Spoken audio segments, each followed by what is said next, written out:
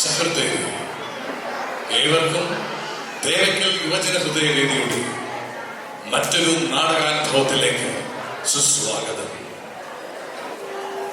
ഞങ്ങൾ അവതരിപ്പിക്കുന്നു നേർക്കാഴ്ച. ദിവസേന നമ്മൾ അനുഭവിക്കുന്ന പൊള്ളുന്ന ജീവിതാനുഭവങ്ങളിൽ നിന്നും നമുക്ക് മുന്നിൽ ദിവസവും ആടി തിമിർക്കുന്ന രാഷ്ട്രീയ പോരാട്ട നാടകങ്ങളിൽ നിന്നും നമുക്ക് ചുറ്റും അഴിഞ്ഞു വീഴുന്ന പൊയ് മുഖങ്ങളുടെ പിന്നിലെ യാഥാർത്ഥ്യങ്ങളിൽ നിന്നും ഞാനും നീയും നമ്മൾ ഓരോരുത്തരും അറിഞ്ഞും അനുഭവിച്ചു വേദനയോടെ തിരിച്ചറിഞ്ഞു, എന്നാൽ നിശബ്ദം സഹിച്ചും മുന്നോട്ട് പോകുന്ന ജീവിതമാവുന്ന പുസ്തകത്തിൽ നിന്നും ചീന്തിയെടുത്ത ഒരേട് ഞങ്ങൾ അവതരിപ്പിക്കട്ടെ. നേർക്കാഴ്ച.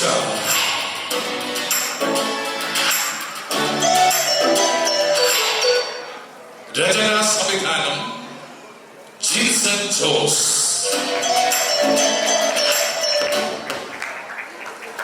അടുത്ത ഒരു ബെല്ലോടുകൂടെ ഞങ്ങളുടെ ഈ നാടകം ഇവിടെ സമാരംഭിക്കുന്നു.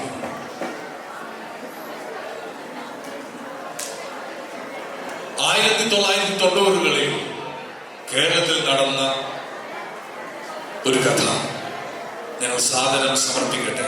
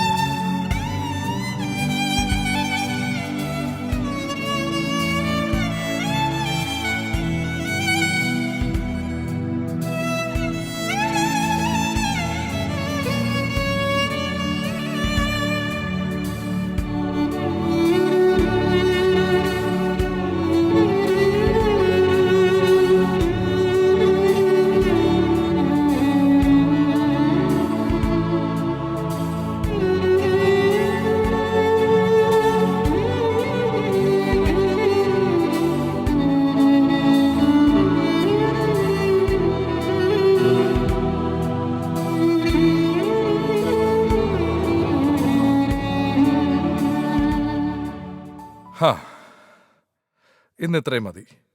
ഇതൊക്കെ കാണാതെ പഠിക്കണം കേട്ടോ. അതൊക്കെ ഞങ്ങൾ പഠിച്ചോളാം അച്ഛാ. അല്ലടാ ജോസി? അല്ല പിന്നെ. ആ, ഇവൻ പഠിക്കും, നീയാണ് മടിച്ചി. അയ്യടാ, ഞാൻ മടിച്ചൊന്നുമല്ല. ഇതൊക്കെ ഞാൻ ഈസിയായി പഠിക്കും. ആ, പഠിച്ചാൽ നിനക്ക് കൊള്ളാം. അതെ, നമ്മുടെ അനാഥാലയത്തിന്റെ വാർഷികം അടുത്തു. സജിയുള്ള ഒറ്റ വിശ്വാസത്തിലാണ് ഞാൻ. സൈചേട്ടൻ എന്നും ഒരു വെച്ചോ? അവൻ 2 ദിവസത്തിനുള്ളിൽ വരും. സജി ഇല്ലാത്തോണ്ട് നമ്മുടെ ഗാനമേളയുടെ പ്രാക്ടീസ് മുടങ്ങി കിടക്കുമല്ലേ. ഞാനെന്നാ പൊക്കോട്ടെ വെച്ചോ? ആ, എന്നാ പോകും വഴി നീ ഇവളെ ആ മഠത്തിലോട്ടൊന്നാക്കിയേക്ക്. ജോസി പൊക്കോളൂ, ഞാൻ കുറച്ച് കഴിഞ്ഞേ പോകുന്നുള്ളൂ. എനിക്ക് അച്ഛനോട് കുറച്ച് കാര്യങ്ങൾ പറയാനുണ്ട്. അതെന്താ, രഹസ്യാണോ ഷീജെ? എന്നാ ജോസി നീ പോയിക്കോളൂ. ശരി വെച്ചോ. ചേച്ചി, ഇനി നാളെ കാണാൻ കേട്ടോ. ശരി ജോസി. ഷീജെ, എന്താ നിനക്ക് പറയാനുള്ളത്? അതെ, മദർ ഇന്നലെയും എന്നോട് ദേഷ്യപ്പെട്ടു. കോൺവെന്റിൽ താമസിക്കുമ്പോൾ അവിടുത്തെ ചിട്ടകൾ പാലിക്കണം, സന്ധ്യ കഴിഞ്ഞുള്ള പൂക്കും വരവും ഒന്നും പറ്റില്ല എന്നൊക്കെ. അനാഥാലയത്തിന്റെ വാർഷികത്തിന്റെ പ്രോഗ്രാം അതിന്റെ പ്രാക്ടീസ് ആണെന്ന് നീ പറഞ്ഞില്ല ഷീജെ? ഓ, അതൊന്നും പറഞ്ഞിട്ട് മദർ സമ്മതിക്കുന്നില്ല. ബാക്കിയുള്ള അനാഥ പിള്ളേരെ പോലെയല്ല. എന്നോട് അച്ഛന് എന്തോ ഒരു ഇഷ്ടം കൂടുതലുണ്ടെന്നും എന്നെ മാത്രം എന്തിനാ കോൺവെന്റിൽ താമസിപ്പിച്ചിരിക്കുന്നത് എന്നൊക്കെ ചോദിച്ചു. എന്നിട്ട് നീ എന്ത് പറഞ്ഞു? ഞാൻ എന്ത് പറയാൻ, ഒരു അനാഥയായി പോയത് എന്റെ തെറ്റാണോ അച്ഛോ? ഷീജെ, നീ അനാഥയാണെന്ന് ആരാ പറഞ്ഞേ? നിന്നെ സ്വന്തം അപ്പനെയും അമ്മയും പോലെ സ്നേഹിക്കാൻ നമ്മുടെ വർക്കിച്ചേട്ടനും മറിയാമ്മ ചേട്ടത്തി ഇവിടെ ഉണ്ടല്ലോ. ആ, പറഞ്ഞ പോലെ നമ്മുടെ വർക്കിച്ചേട്ടൻ എവിടെ? ആ, വർക്കിച്ചേട്ടൻ മാർക്കറ്റിൽ പോയതാ.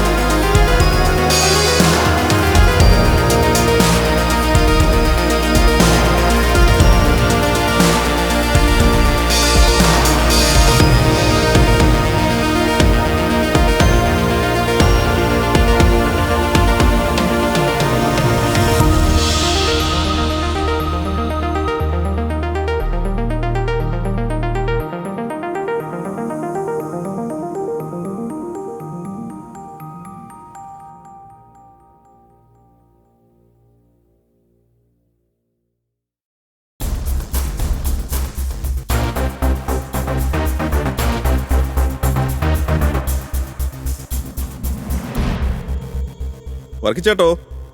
ആ ജോണിക്കുഞ്ഞെത്തിയോ? ആളങ്ങ് മാറിപ്പോയല്ലോ.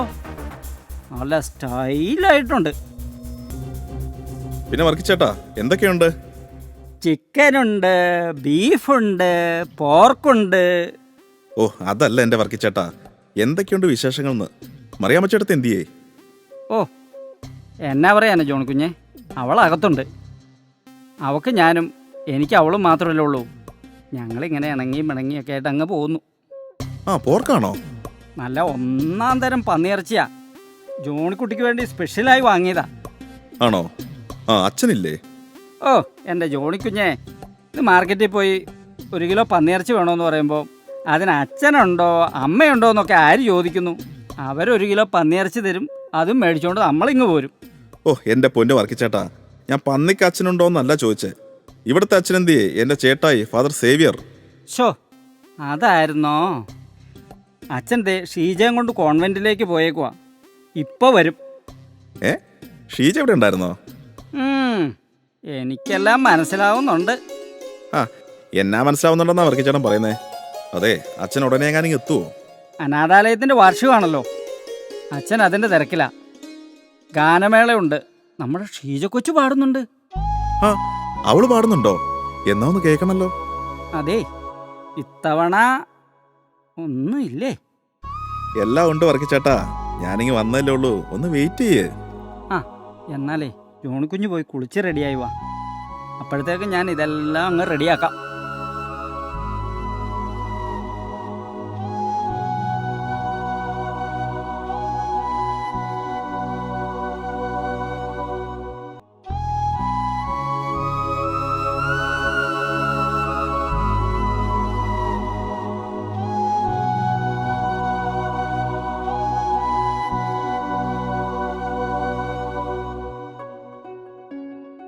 ആ ജോണി മോനെ, നീ എത്തിയോ? ഡ്രസ്സൊന്നും മാറിയില്ലേ? ആ ഞാൻ മാറാൻ തുടങ്ങുമായിരുന്നു ചേട്ടായി. നിന്നെ ആലീസ വിളിക്കാറുണ്ടോ? ആ കുറച്ച് നാൾ മുമ്പ് ചേച്ചി എന്നെ വിളിച്ചിരുന്നു. നമ്മളറിയാത്ത എന്തൊക്കെയോ പ്രശ്നങ്ങൾ ചേച്ചിയുടെ ജീവിതത്തിലുണ്ട്. ഞാൻ എത്ര ചോദിച്ചിട്ടും ചേച്ചിനോട് പറയുന്നുമില്ല. ഞാൻ ആത്മഹത്യ ചെയ്തെന്ന് കേട്ടാ അനിയന്മാരെ നിങ്ങൾ വിഷമിക്കരുതെന്ന് വരെ ചേച്ചിനോട് പറഞ്ഞു. എന്ത്? പീറ്റർ ഏട്ടനും ചേച്ചിയുമായിട്ട് അത്ര സ്വരച്ചേർച്ചയിലല്ല. കണ്ണീരൊഴിഞ്ഞ ഒരു ദിവസം പോലും ചേച്ചിയുടെ ജീവിതത്തിലില്ല. ആ വിവാഹത്തോടെ നമ്മുടെ സഹോദരി മാത്രമല്ല, മരിച്ചുപോയ നമ്മുടെ അപ്പനും അമ്മയും ഞാനും നീയും എല്ലാം പരാജയപ്പെട്ടു ജോണി. അപ്പൻ്റെ ദുഷ്ടതകളുടെ മനോവേദനയിൽ ഹൃദയം തകർന്നാണ് അമ്മച്ചി മരിച്ചത്. ഒരു കച്ചവടച്ചരക്ക് പോലെ വലിയൊരു പണച്ചാക്കിന് ആലീസിനെ കൈമാറുകയും ചെയ്തു. ഞാനന്ന് സെമിനാരിയിലായിരുന്നു. അപ്പൻ്റെ സേഫിലെ പണം ഉപയോഗിച്ച് ഒരു കുത്തഴിഞ്ഞ ജീവിതം ജോണി നീയും കണ്ടെത്തി. വീട്ടിൽ ചൂടുറപ്പിക്കാൻ നീയും ശ്രമിച്ചില്ല. ഒടുവിൽ നീ ചെന്നെത്തിയത് ബോംബെയിലെ അധോലോകത്തിൽ. ഇല്ല ചേട്ടായി, എനിക്കിപ്പോൾ അത്ര യാതൊരു ബന്ധങ്ങളും ഇല്ല. എൻ്റെ ജോണി, എത്രയോ പ്രാവശ്യം നീ ഇത് പറഞ്ഞിരിക്കുന്നു. എന്നെ കാണാനെന്ന മട്ടിൽ നീ ഇങ്ങോട്ട് വരുന്നത് പോലും അതിനാണെന്ന് എനിക്കറിയാം. ചേട്ടായി അങ്ങനെ പറയരുത്. ചേട്ടായി പറഞ്ഞൊക്കെ ശരിയാ. തെറ്റായ വഴിയിലൂടെ മാത്രം ജീവിച്ചവനായി ജോണി. പക്ഷേ എനിക്കിനിയും നല്ലൊരു മനുഷ്യനായി ജീവിക്കണം. നീ എന്താ മോനെ പറഞ്ഞു വരുന്നത്? ചേട്ടായി, ബോംബെയിലുള്ള ബിസിനസ്സൊക്കെ മതിയാക്കി ഞാൻ ഇങ്ങോട്ടേക്ക് വന്നാലോ എന്ന് വിചാരിക്കുന്നത്. എന്നെ പൂർണ്ണമായി മനസ്സിലാക്കുകയും സ്നേഹിക്കുകയും ചെയ്യുന്ന ഒരു പെൺകുട്ടിയെ വിവാഹം ചെയ്ത് ഇവിടെ തന്നെ ഞാൻ കൂടിയാലോ എന്നാ. വളരെ നല്ലത് മോനെ, നല്ല കാര്യം. എന്നാ ഞാനൊരു കാര്യം ചോദിച്ചാൽ ചേട്ടായി സമ്മതിക്കുമോ? നീ എന്താ മോനെ പറഞ്ഞു വരുന്നത്? ചേട്ടായി, അത് പിന്നെ നമ്മുടെ ഓർഫനേജിലെ ഷീജയെ എനിക്ക് വിവാഹം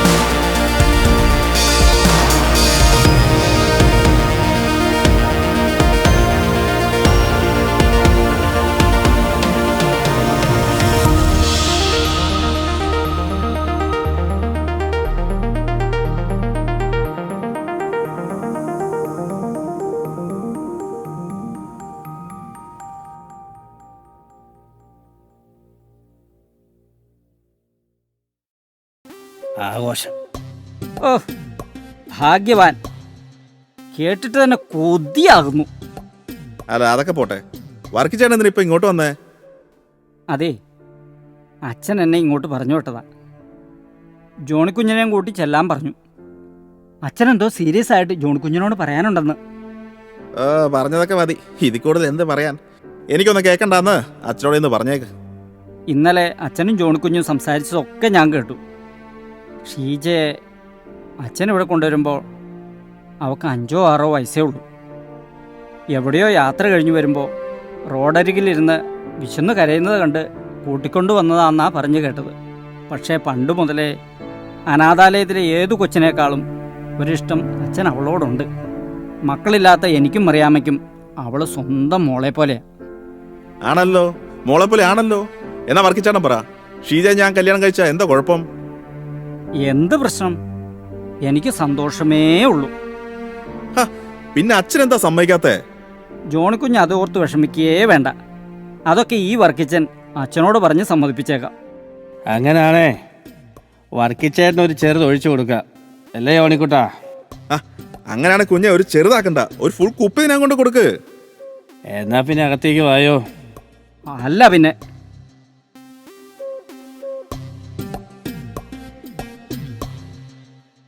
ഇങ്ങേരുത് അച്ഛനോട് പറഞ്ഞ് കൊളവാക്കുവോ? ഇല്ലായിരിക്കും.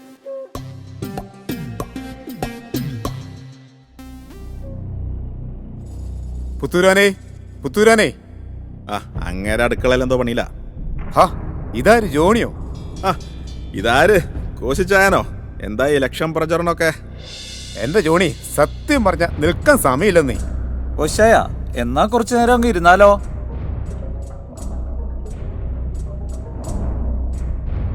മാത്തനിരിക്കുന്നില്ലേ? നിക്കുന്നതാ ആരോഗ്യത്തിന് നല്ലത് അല്ലയോ കോശിച്ചായ? സത്യം പറഞ്ഞാലേ എനിക്ക് ജോണിയോട് ഒരു സഹായം വേണം. ഇന്നലെ ബോംബെയിൽ എത്തിയത് ഞാൻ അറിഞ്ഞു. എന്റെ എന്ത് സഹായം ഇപ്പം വേണ്ടത്? ഇലക്ഷൻ പിരിവായിരിക്കും അല്ലേ? അതും വേണം. ഇത്തവണയും ഈ മണ്ഡലത്തിലെ സ്ഥാനാർത്ഥി ഞാൻ തന്നെയാ. ജോണി അറിഞ്ഞു കാണുമല്ലോ. അറിഞ്ഞു. പക്ഷേ ഇത്തവണ 8 നില പൊട്ടാനാ ചാൻസ്. മാത്താ, അതെ ജോണി, ഇത്തവണ ഇവിടെ എനിക്കെതിരെ മത്സരിക്കുന്നത് ആ വരുത്തൻ ചെക്കനാ. ഏത് വരുത്തൻ? ആ പാട്ടുകാരനല്ലേ, അച്ഛന്റെ വലങ്കൈ. എന്തുവാണ് അവന്റെ പേര്? സജി. ഉള്ള കാര്യം പറയാലോ, നല്ല പാട്ടുകാരനാ, മിടുമിടുക്കനവൻ. അവൻ തന്നെ പാട്ട് പാടാൻ വന്നവൻ പാട്ട് പാടിയിട്ട് പോകണം. അല്ല, എനിക്ക് പേടിയുണ്ടായിട്ടല്ല, ഇത്തവണ പാർട്ടിയിൽ നിന്ന് തന്നെ പകുതി പേർ എനിക്കെതിരാ. അത് പിന്നെ അങ്ങനെയല്ലേ വരൂ. അതിപ്പോ എതിര് നിൽക്കുന്നവനെ മെരുക്കാൻ കോശിച്ചാനോട് ഞാൻ പറഞ്ഞേണ്ട കാര്യമൊന്നുമില്ലല്ലോ. പിന്നല്ല, ഇടഞ്ഞു നിന്നവന്മാരുടെ മൊത്തം അണ്ണാക്കിൽ ഇഷ്ടം പോലെ കാശ് കുത്തിക്കയറ്റിട്ടാ ഇത്തവണ ഞാൻ സ്ഥാനാർത്ഥിയായത്. കഴിഞ്ഞ തവണ റോഡ് പണിക്കുള്ള ഫണ്ടിൽ നിന്ന് ഞാൻ കൈയിട്ട് വാരിയെന്ന്. അല്ല, അതിപ്പോ ചക്കരക്കൊടുത്തി കൈയിട്ട നക്കാത്തവരാരെങ്കിലും ഉണ്ടാവോ? ഉണ്ടോ? ശരിയല്ലേ? ശരിയാന്നേ, അതിപ്പോ ആരാലും ചെയ്യില്ലേ. അതൊക്കെ ശരിയായിരിക്കാം, പക്ഷെ എന്റെ എന്ത് സഹായം വേണ്ടേന്നേ? കായലരികത്ത് വലയെറിഞ്ഞപ്പോ വലകിലുക്കിയ സുന്ദരി. കോശ എപ്പോ? വർക്കിച്ചേട്ടൻ ഇവിടെ ഉണ്ടായിരുന്നോ? ഞാൻ പള്ളിമേടിലേക്ക് വരുന്നുണ്ട്. അച്ഛൻ അവിടെ ഉണ്ടല്ലോ അല്ലേ? ഉണ്ട്. നിങ്ങളൊക്കെ കൂടി ആ മനുഷ്യനെ പറഞ്ഞു വിടാതിരുന്നാ മതി. അതെന്നാ വർത്താനാ വർക്കിച്ചേട്ടാ? ഞങ്ങൾ തമ്മിൽ കുറച്ച് അഭിപ്രായ ഭിന്നത ഉള്ളത് നേരാണ് എന്ന് കരുതി അച്ഛനെതിരെ ഞാൻ എന്ത് ചെയ്തെന്നാ? അങ്ങനെ തന്നെ പറയും. അച്ഛനെതിരെ എന്തൊക്കെ അപവാദങ്ങളാ പറഞ്ഞു വരുത്തിയത്. ഇതൊക്കെ ആരാ ചെയ്തതെന്ന് എല്ലാവർക്കും അറിയാം. എന്നെ കൊണ്ടൊന്നും പറയിപ്പിക്കരുത്. കോശിച്ചായ, ഇവർക്ക് കാര്യങ്ങളൊക്കെ മനസ്സിലായി. മെല്ലെ സ്ഥലം വിടുന്നതായിരിക്കും നമുക്ക് നല്ലത്. എടാ മാത്താ പോത്താ, നീ ഒന്ന് വായടച്ചിരിക്കും. ജോണി, ഞാൻ പറഞ്ഞു വരുന്നത് ആ പാട്ടുകാരൻ ചെക്കന് അച്ഛൻ്റെ നല്ല സപ്പോർട്ടുണ്ട്. എനിക്കെതിരെ അവനെ മത്സരിക്കാൻ നിർത്തിയതും അച്ഛൻ്റെ ബുദ്ധിയാണെന്ന് എനിക്കറിയാം. അതിനിപ്പോ ഞാൻ എന്ത് ചെയ്യാനാ? അതൊക്കെ അച്ഛൻ്റെ ഓരോ തീരുമാനങ്ങളല്ലേ. ഞാൻ അതിലൊന്നും ഇടപെടാറേ ഇല്ല. ഇടപെടണം. ജോണി പറഞ്ഞ അച്ഛൻ കേൾക്കും. നിലവിലെ MP എന്ന നിലയിലും സമൂഹത്തിലെ ബഹുമാന്യനായ വ്യക്തി എന്ന നിലയിലും ഞാൻ വീണ്ടും ഇവിടെ ജയിക്കുന്നത് നമ്മുടെ ഇടവയ്ക്കും പള്ളിക്കും അച്ഛനുമൊക്കെ നല്ലതാണ്. ആ വരുത്തൻ ചെക്കനെ കൊണ്ട് ആർക്കെന്ത് ഗുണം കിട്ടാനാണ്? കോശ അവന് വല്ല ചക്രം കൊടുത്തങ്ങ് ഒതുക്കിയാ പോരെ. അതൊക്കെ എപ്പോഴേ ഓഫർ ചെയ്തു, പക്ഷേ അവൻ അതിലൊന്നും വീഴത്തില്ല. അവൻ ഇത്തവണ നല്ല ജനപിന്തുണയുണ്ട്. ഇത്തവണ കോശിച്ചായന് കെട്ടിവെച്ച കാശ് ഗോപി. എടാ മാത്ത, നിനക്കുള്ള തിരിച്ചറിവ് നിന്റെ ആശാനില്ല. വർഗിച്ചേട്ടാ, ഈ കോശി ഒരു കാര്യം ആഗ്രഹിച്ച അത് നേടായിരുന്നിട്ടില്ല. ഒരു പാട്ടുകാരൻ വന്നേക്കുന്നു. ജോണി, അവന് നാട്ടുകാരുടെ ഇടയിലുള്ള പേരങ്ങ് പോണം. അച്ഛനോട് അനാവശ്യ കാര്യങ്ങളിൽ ഇടപെടരുതെന്നും പറയണം. അതിനച്ഛൻ അവനെ കയറൂരി വിട്ടേക്കുമല്ലേ. അനാഥാലയത്തിലെ പിള്ളേരെ പാട്ട് പഠിപ്പിക്കുന്നതും അവരെ കൊണ്ട് പുറത്ത് കറങ്ങാൻ പോകുന്നതും എല്ലാം ഈ സജിയാണ് കേട്ടോ. പിന്നെ പാട്ട് പഠിപ്പിക്കാനെന്നും പറഞ്ഞ് അവനാ അനാഥ പെണ്ണിനെ കൊണ്ട്, അതിന്റെ പേരെന്തുവാ, ഷീജ, ചുറ്റി നടപ്പാണ് പരിപാടി. ഇതൊക്കെ അച്ഛന്റെ ഒത്താശയോട് കൂടിയെന്നാ ജനസംസാരം. അനാവശ്യം കൊന്നുകള നിന്നെ ഞാൻ. ഈ ജോണി ആരാണെന്ന് എനിക്ക് അറിയത്തില്ല. എന്താ ജോണിക്കുഞ്ഞെ, ഇങ്ങോട്ട് മാറിക്കേ. കയ്യാങ്കളി വേണ്ട. കോശ, ഇവനെ വിളിച്ചോണ്ട് പോവാൻ നോക്ക്. എടാ മാത്ത, ഇങ്ങ് വന്നേ നീ. വെറുതെ അല്ലേ ഇവനെ നാട്ടുകാരും ഏർത്ത് മാത്താന്ന് വിളിക്കുന്നു. എൻ്റെ ജോണിക്കുഞ്ഞെ, രണ്ടും തനി വിഷങ്ങളാ. ആളുകളെ തമ്മിലടുപ്പിച്ച് ചോര കുടിക്കുന്ന ചെകുത്താന്മാർ. അതെ, ഞാൻ പോകുക. അച്ഛനോട് ഞാൻ എന്തു പറയണം? വർക്കിച്ചേട്ടൻ പോയിക്കോ, ഞാൻ വന്നേക്കാം. കുഞ്ഞേ, ഇവന്മാര് പറഞ്ഞ വല്ല സത്യമുണ്ടോ? അങ്ങനെ വല്ല ആണേൽ തീർത്ത് കളയും ഞാൻ ആ സജിയെ. നിനക്ക് വേറെ പണിയൊന്നുമില്ല. ഇവന്മാർ ഭൂലോകച്ചെ.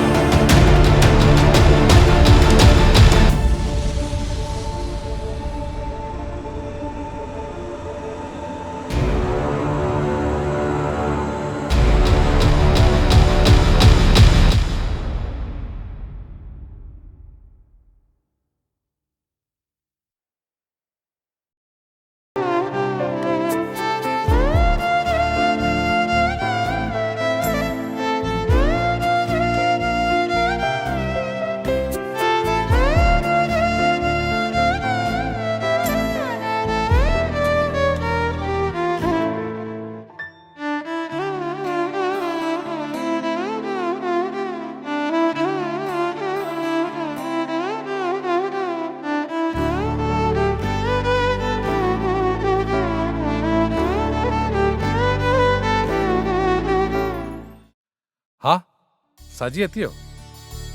എങ്ങനെയുണ്ടായിരുന്നു റെക്കോർഡിംഗ് ഒക്കെ? ഒക്കെ നന്നായിരുന്നു അച്ചോ. ഇത് അച്ഛനൊന്ന് കേട്ടു നോക്കിയേ, ഞാൻ പാടിയതാ. സജി, അനാഥാലയത്തിന്റെ വാർഷികം ഇങ്ങ് അടുത്തു. ഗാനമേള നമുക്ക് ഇത്തവണ ഉഷാറാക്കണം. അതൊന്നും ഓർത്ത് അച്ഛൻ ഒട്ടും ടെൻഷൻ അടിക്കണ്ട. ഇനിയും ദിവസങ്ങളില്ലേ, നമുക്ക് എല്ലാ ദിവസവും റിഹേഴ്സൽ വേണം. ഗാനമേള ട്രൂപ്പ് തുടങ്ങിയതിന് പള്ളിയിൽ നിന്ന് തന്നെ ചിലർക്ക് എതിർപ്പുണ്ട് സജി. ഇതിൽ നിന്നും കിട്ടുന്ന വരുമാനമൊക്കെ കൊണ്ടല്ലേ ഈ അനാഥാലയം നടത്തിക്കൊണ്ടു പോകുന്നത്. കുറ്റം പറയുന്നവർക്ക് അതൊന്നും അറിയണ്ടല്ലോ. ട്രൂപ്പൊക്കെ നമുക്ക് ഒന്നുകൂടെ ഒന്ന് ഉഷാറാക്കണം അച്ചോ. അല്ല, ഷീജി ഇപ്പം നല്ലോണം പാടുന്നുണ്ടല്ലോ. ഇനി പ്രോഗ്രാമിന് പോകുമ്പം നമുക്ക് അവളെയും കൂടെ കൂട്ടാം. അവൾക്കും അതൊരു സന്തോഷമാവും. മറിയ ചേട്ടത്തി, കുടിക്കാൻ എന്തേലും എടുത്തോ? ദാ ഇപ്പൊ കൊണ്ടുവരാം. പിന്നെ നമ്മുടെ കോശിയാണ് ഇത്തവണയും ഇവിടുത്തെ സ്ഥാനാർത്ഥി. ഇത്തവണ ജയിച്ചാൽ മന്ത്രിയാണ് പോലും. ഈ അച്ഛൻ ഒരാളുടെ നിർബന്ധം കൊണ്ടാണ് ഒരു പാർട്ടിയും പിൻബലമൊന്നും ഇല്ലാതെ സ്വതന്ത്രനായി ഞാൻ മത്സരിക്കുന്നത്. എനിക്കിതൊന്നും ഒട്ടും താല്പര്യമില്ല അച്ചു. കോശിയെ പോലെ ഉള്ളവരെ ജയിപ്പിച്ചിട്ട് എന്തിനാ സജി? സമൂഹത്തിൽ നിന്ന് പരമാവധി ഊറ്റിയെടുത്ത് സ്വന്തം കീശ നിറക്കുക. ആർക്കേലും ഉപകാരമുണ്ടോ? ഓർഫൻ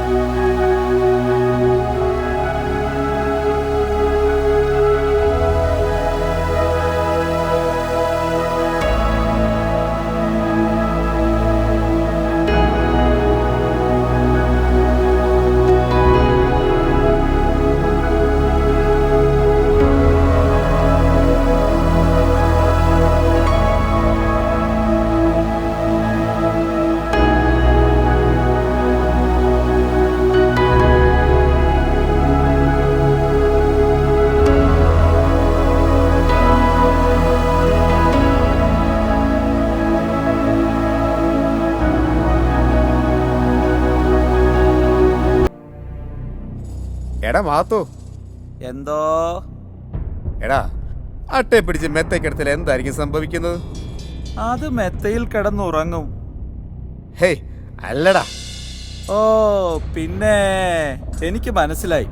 നമ്മള് മെത്തയിൽ കിടന്ന നമുക്ക് ചൊറിയോ അല്ലയോ? ഏയ് ഞാൻ ഒരെണ്ണങ്ങ് തരും കേട്ടോ. ഹ്. നമുക്ക് ചൊറിച്ചിലുണ്ടാക്കുന്നതിന് പുറത്തെടുത്ത് ചവിട്ടി അരയ്ക്കണം. എന്നിട്ട് അവിടെ ഒരു ശുദ്ധീകരണം നടത്തണം. അച്ചോ അച്ചോ, ഈശോമിശിഹായ്ക്കും സ്തുതിയായിരിക്കട്ടെ അച്ചോ. ഇപ്പോഴും എപ്പോഴും സ്തുതിയായിരിക്കട്ടെ. കോശി ഇരിക്കെ. ഇത്തവണയും ഇവിടുത്തെ സ്ഥാനാർത്ഥി ഞാനാണെന്ന് അച്ഛൻ അറിയാമല്ലോ. പക്ഷേ അച്ഛൻ ആ പാട്ടുകാരൻ ചെക്കൻ എനിക്കെതിരെ മത്സരിക്കാൻ നിർത്തുവാണെന്ന് കേട്ടു. കോശിയുടെ സേവനം ജനങ്ങൾ വീണ്ടും ആഗ്രഹിക്കുന്നുണ്ടെങ്കിൽ അവർ കോശിയെ വിജയിപ്പിക്കും. മറിച്ചാണേൽ പരാജയപ്പെടും. അപ്പോൾ അച്ഛൻ പറഞ്ഞു വരുന്നത് ഞാൻ തോക്കണമെന്നാണോ? അങ്ങനെ ഞാൻ പറഞ്ഞില്ല. അച്ഛൻ എന്നൊന്ന് സഹായിക്കണം. അവനോട് പിന്മാറാൻ പറയണം. ഇത്രയും വർഷം MP ആയിരുന്നതല്ലേ. ഇനി പുതിയ ആളുകളൊക്കെ വരട്ടെ. ആർക്കാണ് ജനങ്ങളെ കൂടുതൽ നന്നായി സേവിക്കാൻ കഴിയുകയെന്ന് നമുക്ക് നോക്കാമല്ലോ. അച്ഛൻ്റെ മനസ്സ് ആ പാട്ടുകാരൻ ചെക്കൻ്റെ കൂടെ ആവുമെന്ന് അറിഞ്ഞുകൊണ്ട് തന്നെ ഞാൻ വന്നത്. ഞാൻ തോക്കണം എന്ന് അച്ഛനും ആഗ്രഹിക്കുന്നു. പക്ഷേ തോക്കാൻ ഈ കോശിക്ക് മനസ്സില്ല. അച്ഛനെൻ്റെ ശത്രുവാണെങ്കിൽ അയക്കോ, എനിക്കൊരു വിരോധവുമില്ല. അധികാരം അതൊരു ലഹരിയാണ് എനിക്ക്. അതില്ലാതെ പറ്റില്ല.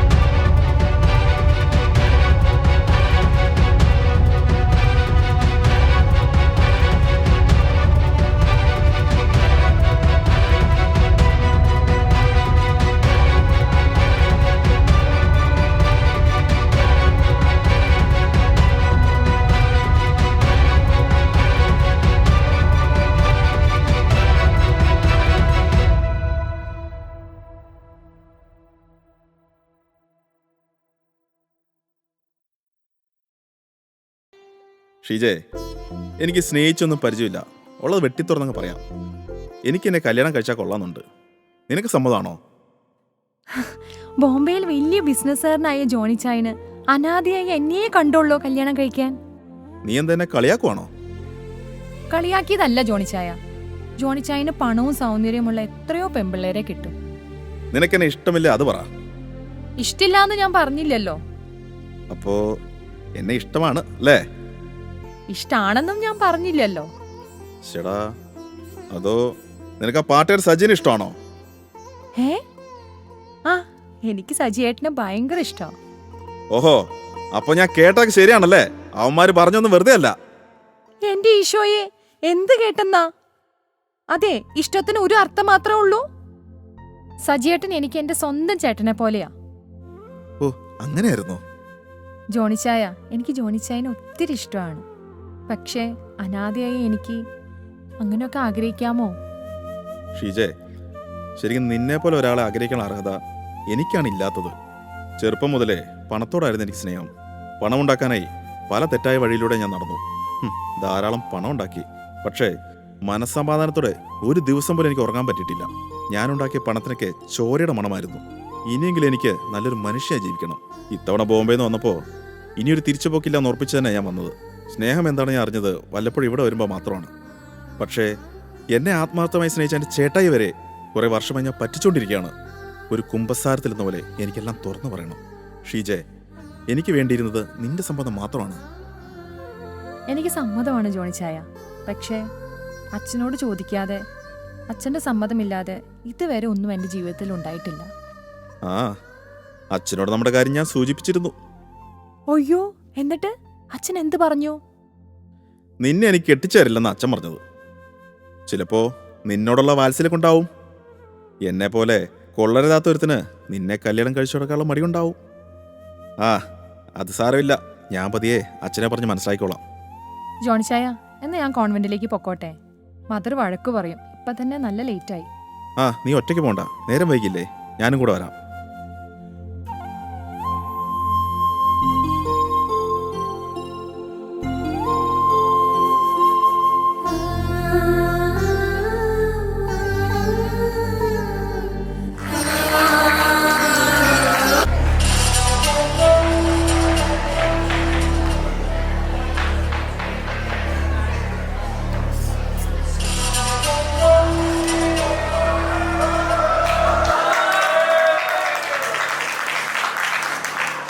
എന്തോ നാടോ ഇത്ര താമസം?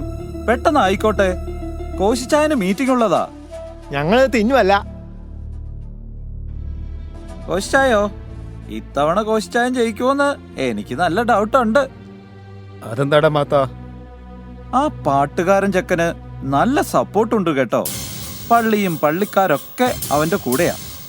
എന്ത് നെറികെട്ട കളി കളിച്ചിട്ടാണെങ്കിലും ഈ കോശിക്ക് ജയിച്ചേ വെക്കൂ.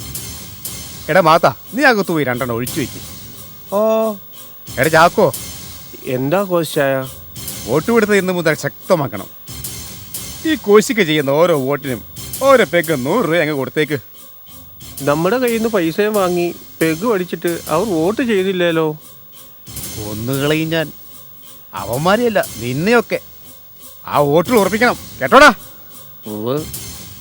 അല്ല കോശായോ, ഒരു സംശയം. എന്താ? ഈ പെഗ് അടിക്കാത്തവർക്ക് നമ്മളിപ്പോ എന്തു കൊടുക്കും?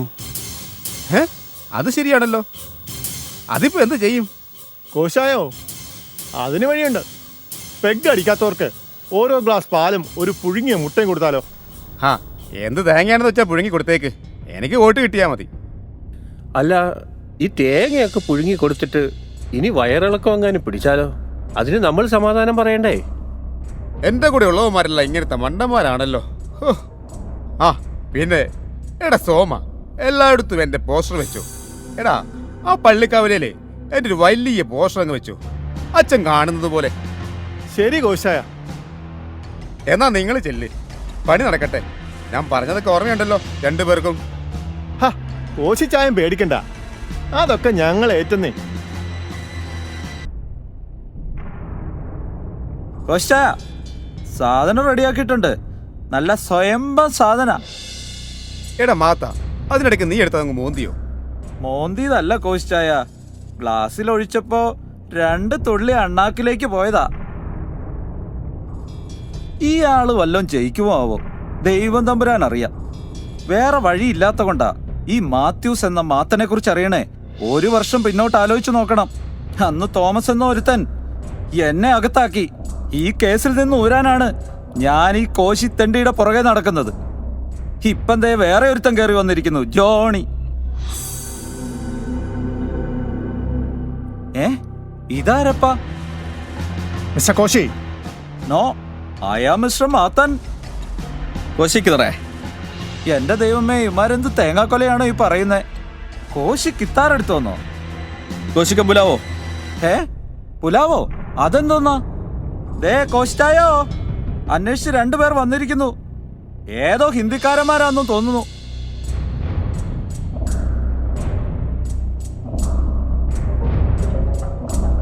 മാത്ത, അകത്ത് അലമാരയിൽ കുറച്ച് ക്യാഷ് വെച്ചിട്ടുണ്ട്, ഇങ്ങ് എടുത്തോണ്ട് വന്നേ. ഓ,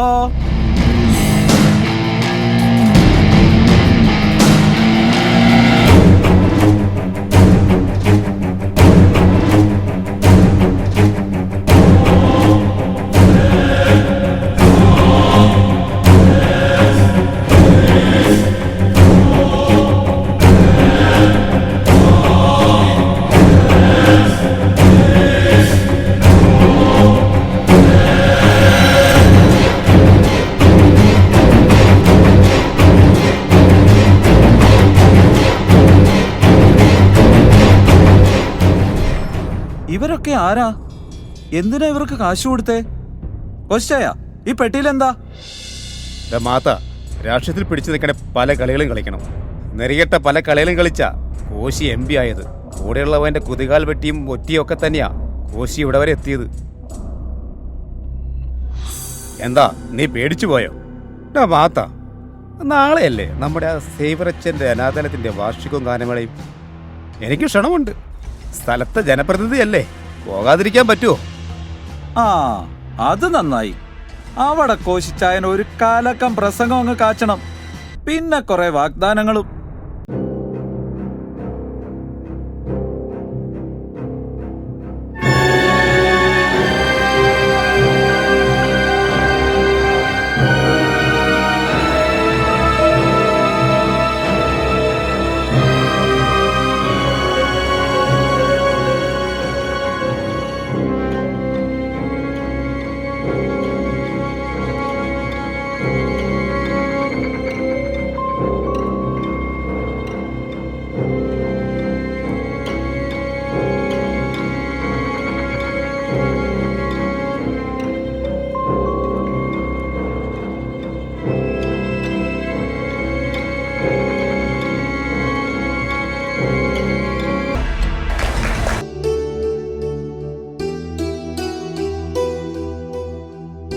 അച്ഛാ, എന്നാ ഞങ്ങൾ നേരത്തെ അങ്ങ് പോവാ.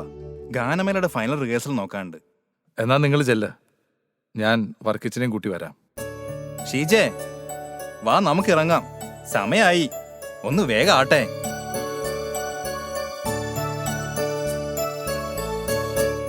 വർക്കിച്ചേട്ടാ, മറിയാമച്ചി, നിങ്ങൾ ഉടനെ വരില്ലേ? മോള് ചെല്ല്, ഞങ്ങള് പുറകെ വന്നോളാം. ഇന്ന് തകർക്കണം കേട്ടോ. എൻ്റെ ഷീജമോളുടെ പാട്ട് കേട്ട് എല്ലാവരും ഞെട്ടണം. അച്ചോ, എനിക്ക് എന്തോ ഒരു പേടി പോലെ. അച്ഛൻ എനിക്ക് വേണ്ടി നന്നായി പ്രാർത്ഥിക്കണം. പേടിക്കണ്ട ഷീജ, ദൈവം നിന്നെ അനുഗ്രഹിക്കട്ടെ. ധൈര്യമായി പോകും, നന്നായി പാട്. എന്നാ അച്ചോ, എനിക്ക് വേണ്ടിയും കൂടെ ഒന്ന് പ്രാർത്ഥിച്ചേക്ക്. ഉറപ്പായും സജി, എല്ലാം നന്നായി വരും. ദൈവം അനുഗ്രഹിക്കട്ടെ.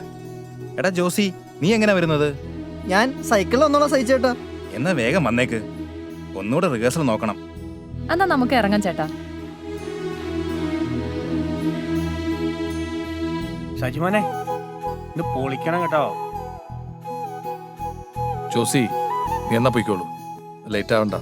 പ്രാക്ടീസ് ഉള്ളതല്ലേ. ശരി അച്ചോ. ജോണി, നിങ്ങൾ വരുന്നില്ല പ്രോഗ്രാമിന്? വാ, നമുക്ക് ഒരുമിച്ച് പോവാം. നിങ്ങൾ പൊക്കോ ചേട്ടായി, ഞാനും കുഞ്ഞും പുറകെ എത്തിയേക്കാം.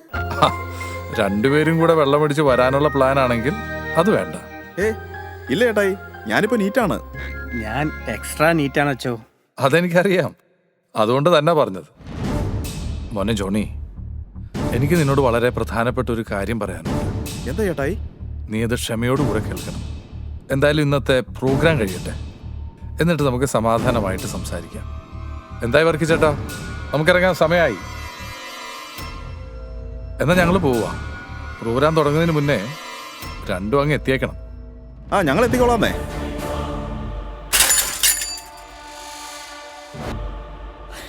അച്ഛോ അച്ഛോ, എല്ലാം എല്ലാം പോയച്ചോ, എല്ലാം പോയി. എന്താ എന്താ ജോസി, എന്ത് പറ്റി? അച്ഛോ, അത് അത് അത് എന്താടാ ജോസി പറ.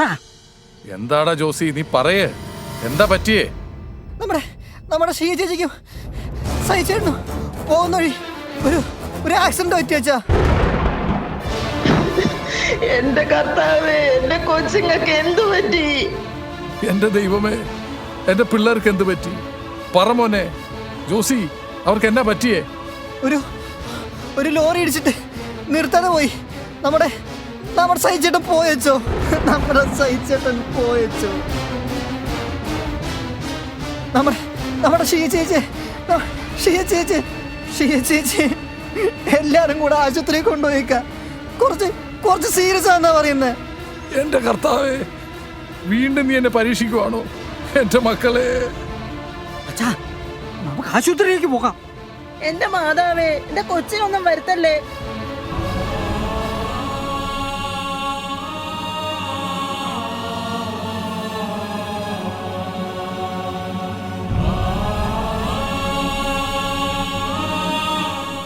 ജോണി, നമുക്ക് ഹോസ്പിറ്റലിലേക്കൊന്ന് പോകണ്ടേ?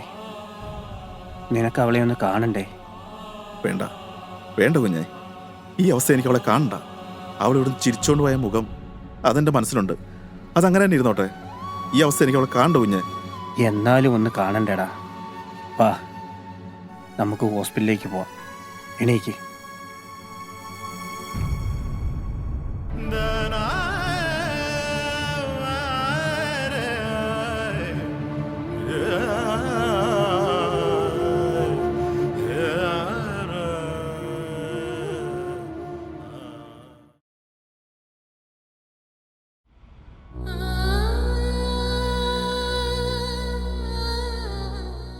നമ്മുടെ ഷീജ കൊച്ചു പോയേ പിന്നെ അച്ഛൻ ആരോടും മിണ്ടാട്ടമില്ല. മര്യാദയ്ക്ക് ഭക്ഷണം കഴിച്ചിട്ട് എത്ര നാളായി? ഷീജ മരിച്ചിട്ട് ഒരാഴ്ചയല്ലേ ആയുള്ളൂ. നമുക്ക് സഹിക്കാൻ പറ്റുന്നില്ല, പിന്നെ അച്ഛന്റെ കാര്യം പറയണോ? എന്നാലും നമ്മുടെ കൊച്ചിനെ കർത്താവ് നേരത്തെ അങ്ങ് വിളിച്ചല്ലോ. ആ, ദൈവത്തിന്റെ ഓരോരോ തീരുമാനങ്ങൾ.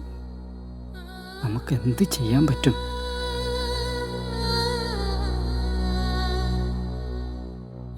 ആ ജോണിക്കുഞ്ഞേ. ചേട്ടായി എന്തി വർക്ക് ചേട്ടാ? മോൻ ഇരിക്കെ, ഞാൻ വിളിക്കാം.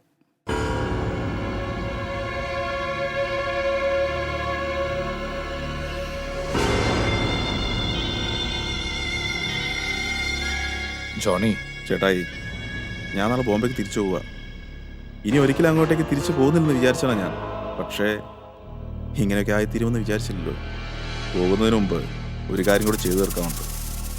ചേട്ടായിയോട് ഞാൻ കുറേ കാര്യങ്ങൾ മറച്ചു വെച്ചിരുന്നു. എല്ലാം എന്നോട് പൊറുക്കണം. ഇനി ഒരു തിരിച്ചുവരവ് ഉണ്ടാവില്ല. മോനെ ജോണി, നീ എന്നോടാണ് പൊറുക്കേണ്ടത്. ഇത്രയും വർഷം ഞാൻ നിന്നിൽ നിന്നെല്ലാം മറച്ചു വെച്ചു. ഒടുവിൽ അതിനുള്ള ശിക്ഷയും ദൈവം എനിക്ക് തന്നു. ചേട്ടായി എന്താ പറഞ്ഞു വരുന്നത്? ഷീജയെ നീ വിവാഹം കഴിക്കണമെന്ന് എന്നോട് പറഞ്ഞ നിമിഷം മുതൽ നിന്നോട് ഇതെങ്ങനെ പറയുമെന്ന് കരുതി ഉരുകുകയായിരുന്നു. ആ ചേട്ടായി കാര്യം എന്താന്ന് പറ. കോളേജ് വിദ്യാർത്ഥിനായിരുന്ന സമയത്ത് സഹോദരി ആലീസിന് അവളുടെ കാമുക നൽകിയ സമ്മാനമാണ് ഷീജ. ചേട്ടാ എന്തൊക്കെയാ വിളിച്ചു പറയുന്നത്?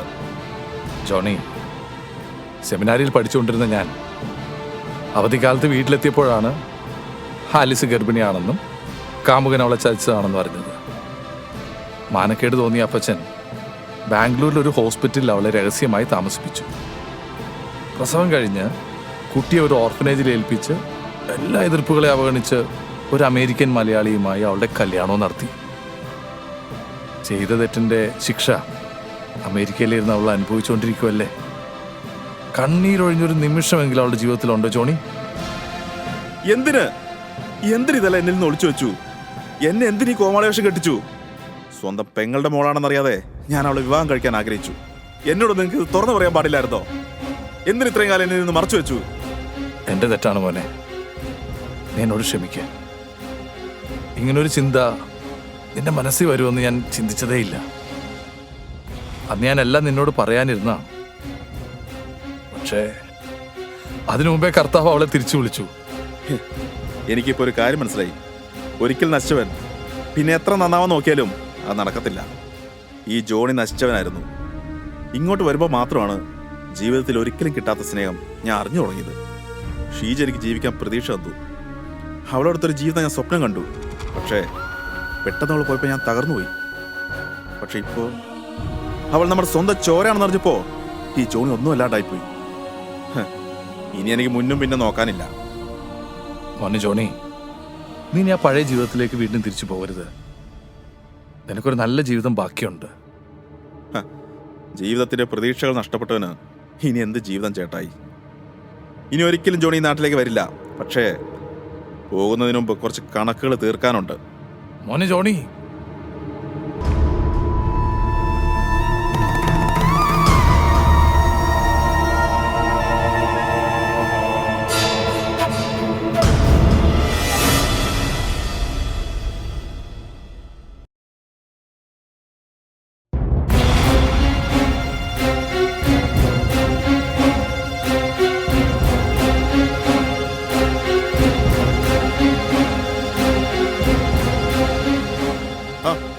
ഗോശാനെ കൊണ്ട് പോകാനുള്ള ഒരുക്കത്തിലാണല്ലോ. ഹാ ജോണിയോ, വാ വാ. എനിക്കൊരു പാർട്ടി മീറ്റിംഗ് ഉണ്ട്. ഇലക്ഷനൊക്കെ അടുത്തില്ലേ? എന്തൊക്കെ ടെൻഷനാണെന്നറിയോ? ആ ഇനി എന്തിനാ ടെൻഷൻ? ജയിക്കുമെന്ന് ഉറപ്പുണ്ടായിരുന്ന എതിർ സ്ഥാനാർത്ഥി പോയില്ലേ? ഇനി കോശിച്ചായൻ തന്നെ മന്ത്രി. എന്നാലും നല്ലൊരു ചെറുപ്പക്കാരനായിരുന്നു. ആ ദൈവം വിളിച്ചാൽ പോകാതിരിക്കാൻ പറ്റുമോ? പോയതാണോ അതോ ആരെങ്കിലും പറഞ്ഞു വിട്ടതാണോ? ജോണി എന്താ പറഞ്ഞു വരുന്നേ? പറയാം. എന്നെ നിങ്ങൾക്ക് ഇവിടുത്തെ അച്ഛൻ്റെ അനിയനായിട്ടല്ലേ അറിയുള്ളൂ. അല്ല, ജോണി ബോംബെയിലെ വലിയ ബിസിനസ്മാനൊക്കെ അല്ലേ. പിന്നെ അത്യാവശ്യം രാഷ്ട്രീയക്കാരുടെ ഇടയിലും പോലീസുകാരുടെ ഇടയിലും ഒക്കെ പിടിപാടുള്ള ആളാണെന്ന് എനിക്കറിയാം ജോണി. എന്നാൽ അറിഞ്ഞത് മാത്രമല്ല സത്യം. ബോംബെയിലെ അധോലോകവുമായി ബന്ധപ്പെട്ട് പ്രവർത്തിച്ചുകൊണ്ടിരുന്ന ഒരു സംഘത്തിലെ പ്രധാന അംഗമായിരുന്നു ഞാൻ. ഇന്ത്യയിലെ എല്ലാ സംസ്ഥാനങ്ങളിലും ഈ സംഘം പ്രവർത്തിച്ചിരുന്നു. എൻ്റെ കഥകൾ മൊത്തം അറിയാവുന്നത് എൻ്റെ ബാല്യകാല സുഹൃത്ത് കുഞ്ഞിന് മാത്രമാണ്. അല്ല, ഇതൊക്കെ ഇപ്പോൾ എന്നോട് പറയുന്നതാ കാരണം? കുറച്ച് വർഷങ്ങളായി ഞങ്ങൾ ടീമൊക്കെ പിരിച്ചിട്ട് ഞങ്ങൾ ഓരോരുത്തരും ഒതുങ്ങിക്കൂടുകയായിരുന്നു. പക്ഷേ കഴിഞ്ഞ 2 വർഷമായി ചില രാഷ്ട്രീയ കൊലപാതകങ്ങളും മയക്കുമരുന്ന് കേസും അവയവക്കടത്തുമൊക്കെ ഞങ്ങൾ പോലും അറിയാതെ ഞങ്ങളുടെ ഗ്രൂപ്പിൻ്റെ പേരിൽ നടന്നുകൊണ്ടിരുന്നു. അന്വേഷിച്ചപ്പോൾ ഇതിനൊക്കെ ചുക്കാൻ പിടിക്കുന്നത് എൻ്റെ ചേട്ടായി വികാരിയായിരിക്കുന്ന ഈ ഇടവകയിൽ നിന്നുമാണെന്ന് എനിക്ക് മനസ്സിലായി.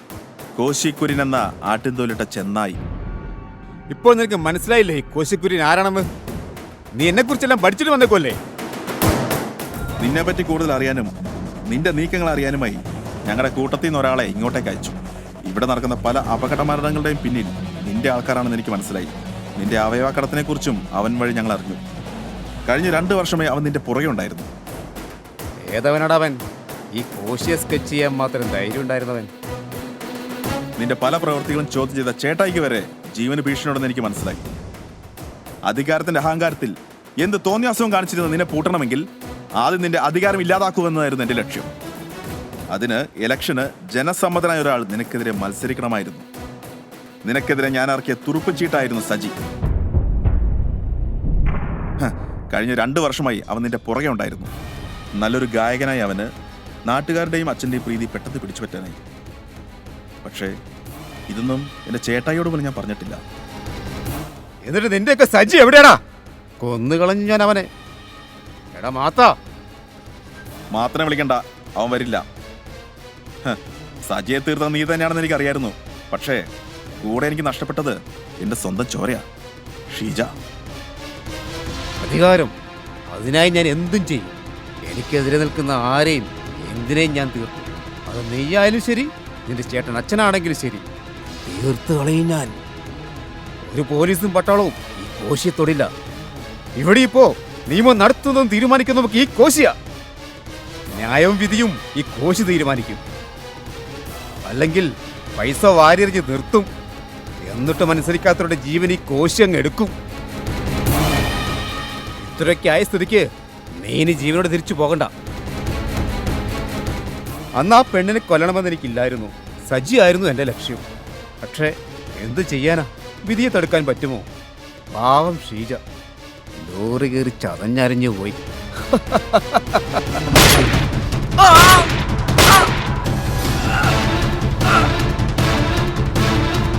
നിന്റെ വിധി ന്യായവും ഞാൻ പറയാടാ.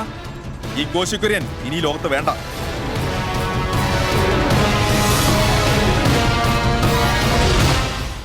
തന്നെ തിരഞ്ഞെടുത്ത സാധാരണക്കാരന്റെ ചോരയും നീരും കുടിച്ചു വീർത്ത കുളയട്ടകളായ രാഷ്ട്രീയക്കാർ പണത്തിനും അധികാരത്തിനും വേണ്ടി എന്തു ദ്രോഹം ചെയ്യാൻ മടിക്കാത്ത തന്റെ സഹോദരങ്ങളെ, നാട്ടിലെ പൗരന്മാരെ ഓരോ നിമിഷവും ചൂഷണം ചെയ്തും പെറ്റമ്മയായ നാടിനെയും രാഷ്ട്രമാതാവിനെയും കൂട്ടിക്കൊടുത്തും വിലപേശിയും സ്വന്തം കീശ വീർപ്പിക്കുന്ന ദുഷിച്ച ജന്മങ്ങൾ.